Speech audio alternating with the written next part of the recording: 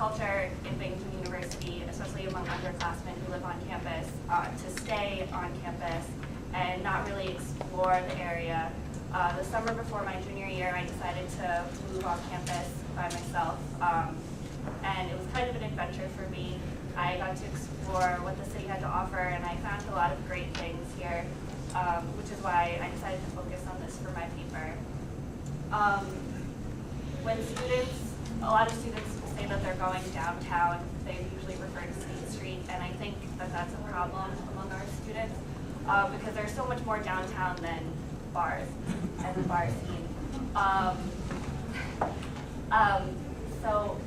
A quote that I wanted to start off with was from Kelly Evans, who's actually a reporter from the Wall Street Journal. She did an in-depth piece on the success of college towns, specifically in the Midwest, but just in general, why they were more economically stable than other cities during this recent recession that we've been in.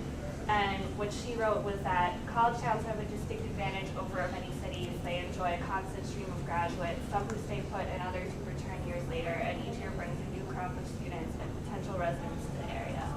A lot of community members feel that students are only staying for 4 years and then they're leaving, so there's no real reason to invest in students.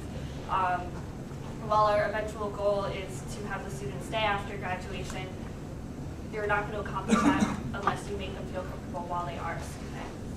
So I looked at a couple of college towns to see what they did to encourage students to stay once they got their diplomas. Ithaca, which is pretty nearby in a comparably sized city, a year ago they came up with a 10-year plan to encourage students and locals to live downtown in a more central area. What they decided to focus on was creating a dense, active retail district, and that would create a successful economic environment. And then there's Davis, California, which is the bicycle capital of the nation. They were actually the first city in the United States to implement bike paths and stuff like that. Right now, they have very extensive bike trails that are linking the campus and the city. So it encourages students to invest in local businesses, explore the city.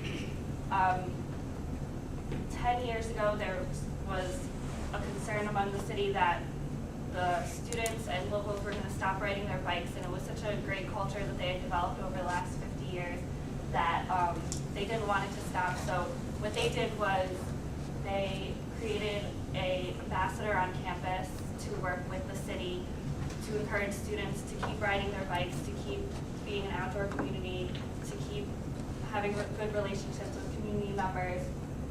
And this not only encouraged people to ride their bikes and keep onto a culture that was really important to them, but it also made it easier for there to be relationships between the university and the city itself. I also looked at South Bend, Indiana, which is where Notre Dame is located. Over the past few years, South Bend has had a poor reputation as an unsafe city.